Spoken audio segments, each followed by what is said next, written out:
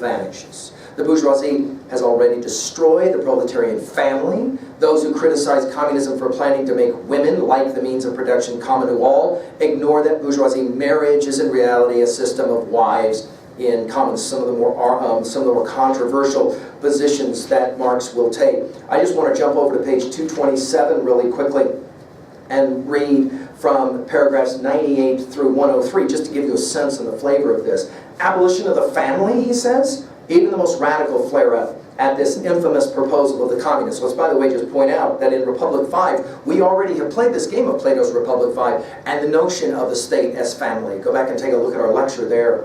On what foundation is the present family, the bourgeoisie family, based? Notice his rhetorical question. On capital and private gain. In its completely developed form, this family exists only among the bourgeoisie. But this state of things finds its complement in the practical absence of the family among the proletarians and in public prostitution.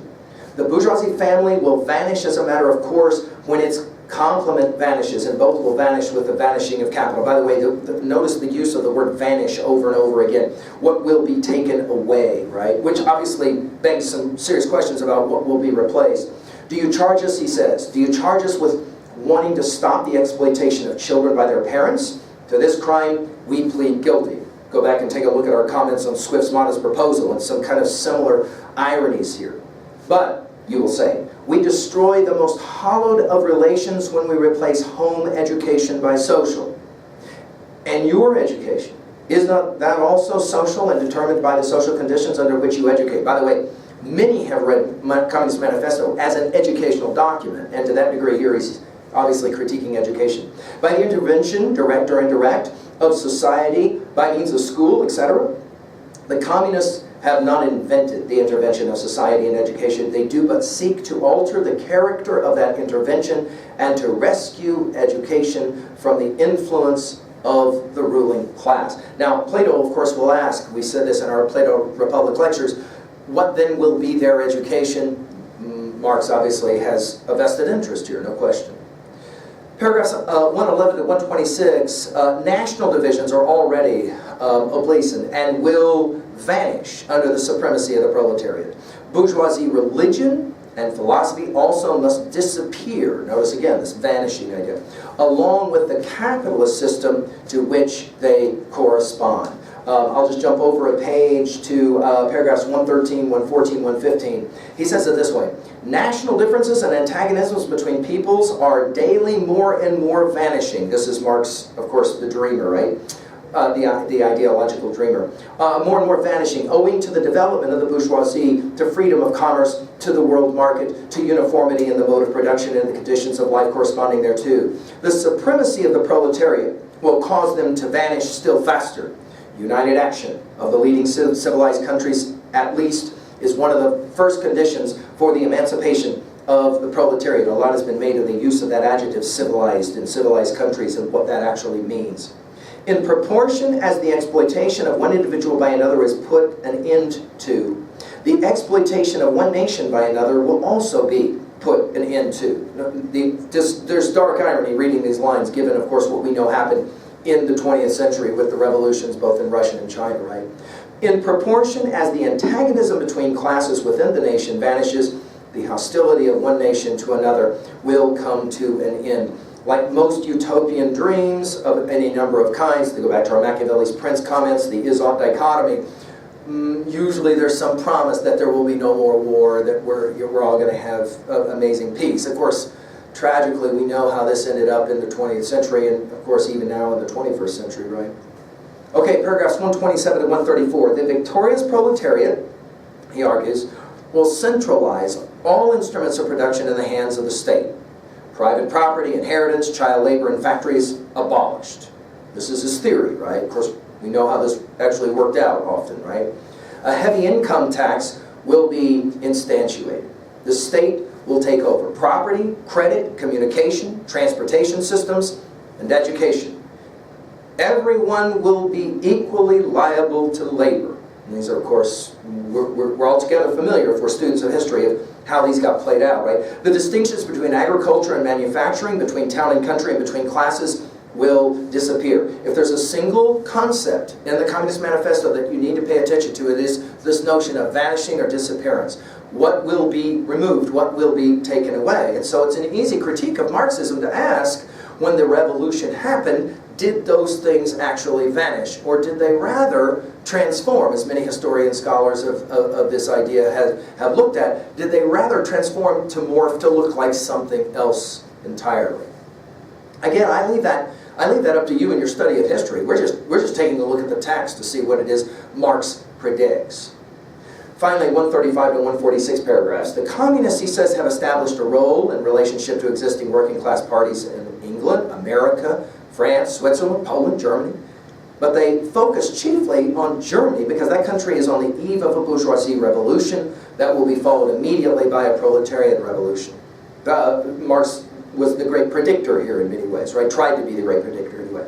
The communists everywhere support all revolutionary movements against the existing order, emphasizing the property question and the international union of workers. And just to finish the very end of this, starting in paragraph 141 to the end, to just get a sense of how it finishes. In short, the communists everywhere support every revolutionary movement against the existing social and political order of things. In all these movements, they bring to the front, as the leading question in each, the property question, no matter what its degree of development at the time. Finally, they labor everywhere for the union and agreement of the democratic parties of all countries. The communists disdain to conceal their views and aims. They openly declare that their ends can be attained only by the forcible overthrow of all existing social conditions. Let the ruling classes tremble at the communistic revolution. The proletarians have nothing to lose but their chains. They have a world to win. And then, of course, the famous final line, working men of all countries, unite. Well, this is the Communist Manifesto. Let's now turn to our critique at level 2 and 3, beginning with our big five. Epistemologically, what is this text suggesting? That is to say, what one can know. Is Marx an absolutist? Is he a relativist? Can you read Marx as a fallibilist? You can decide this, right? The fallibilist position epistemologically. I think I'm right, but I could be wrong. One of the great criticisms epistemologically of Marx has been from the very beginning that he's pretty absolutist in his thinking. That is to say, he adopts the very kind of epistemological certainty, absolute certainty, that he critiqued as happening in the bourgeoisie. Now, I think there is a reading of Marx that is fallibilist, no question. I think it can be done, but I think it has to be done with some intentionality, no question. Ontologically, what is it that this text says? Well, no question, it's obvious. In the same way that, for example, Frederick Douglass argued that all humans long for freedom, Marx is arguing the exact same thing. All humans long for freedom.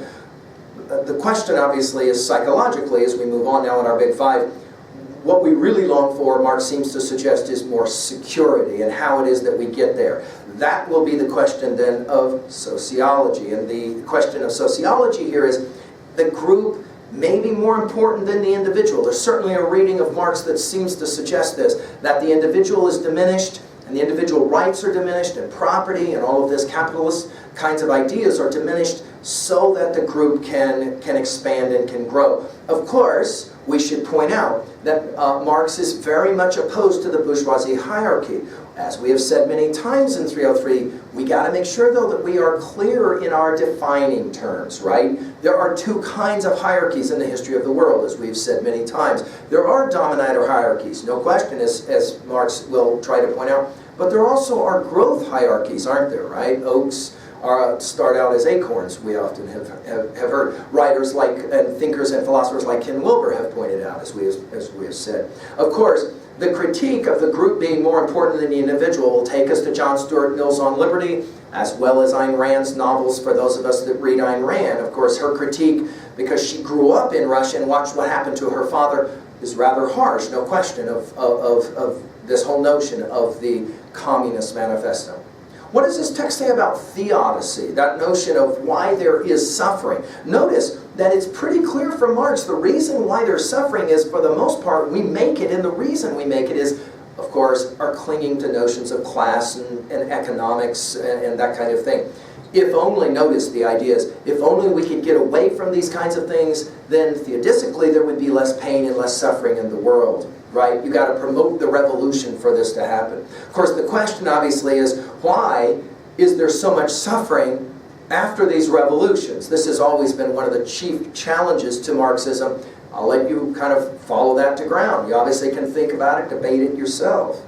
Let's jump to 2a really quickly in messages. Well, there's several here, right? Obviously, one is that the world is changing. It is inevitable. That there is a certain kind of inevitability, evolutionary notion of progression in the world. Obvious question for you is, do you buy it or not at level 3? We'll get there.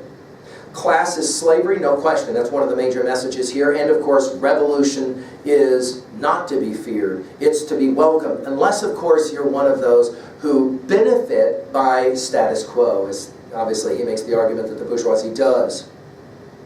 At 2b in the Rhetoric, well, notice the ease with which to read and understand this. This is not a...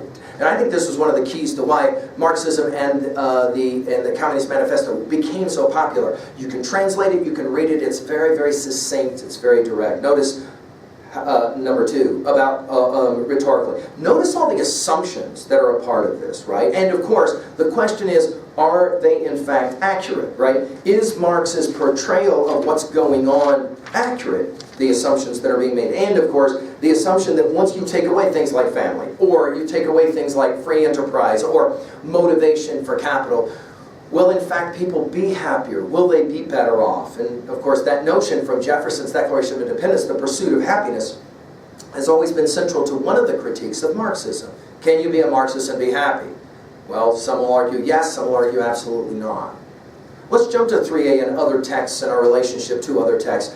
We've mentioned Plato's Republic. I personally don't believe that you can read Communist Manifesto without reading your Plato first. I think you've got to know Plato to be able to really understand and appreciate what it is that Marx is trying to do. I think it's also true that one needs to have read Machiavelli's Prince. Gladly we've done this, because I think the is-ought dichotomy is hypercritical. Marx seems to us to be trying to bridge the gap. He wants to talk about the way the world is, but he also wants to talk about the way the world ought to be. And in that moment, he becomes part Plato, part Machiavelli, no question. We've mentioned already Lao Tzu and the Tao Te Ching, and of course passage 29. I've mentioned Solzhenitsyn. I think you should pick up Solzhenitsyn and read it. I agree with, in this regards, Jordan Peterson's arguments in Maps of Meaning, that Solzhenitsyn's Gulag Archipelago is one of those texts that you got to read it and take a look at it, because he so succinctly argues what went wrong in the Marxist revolution of 1917 to follow in Russia. Now, of course, supporters of Marx will point out, you can't critique Marx by critiquing the communist revolutions of both Russia, China, or anywhere else. It's a debate I'll leave to you. We mentioned Ayn Rand, Fountainhead, Atlas Shrugged, Anthem, no question. These dystopian novels that we've studied, Orwell's Animal Farm comes to mind, 1984, and any number of other titles that you want to mess with. We've mentioned Adam Smith's Wealth of Nations as being an analog read as well.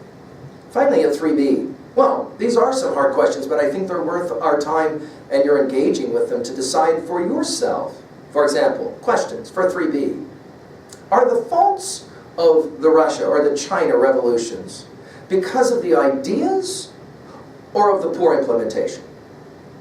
I'll leave that one to you. It's a great way to study history, to go and take a look at those revolutions and to ask what went wrong or what went right, some will argue. That is to say, by right we mean here exactly what Marx predicted what happened did happen, and now the question is, did it work economically or not? You get to obviously study history for yourself in that regards.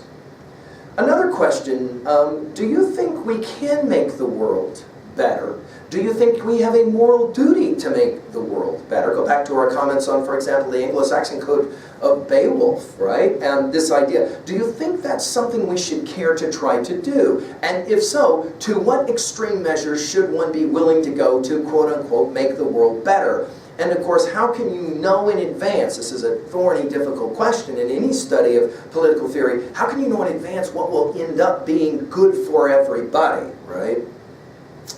How about this one? How would you change the world if you could? How would you make it, quote unquote, better?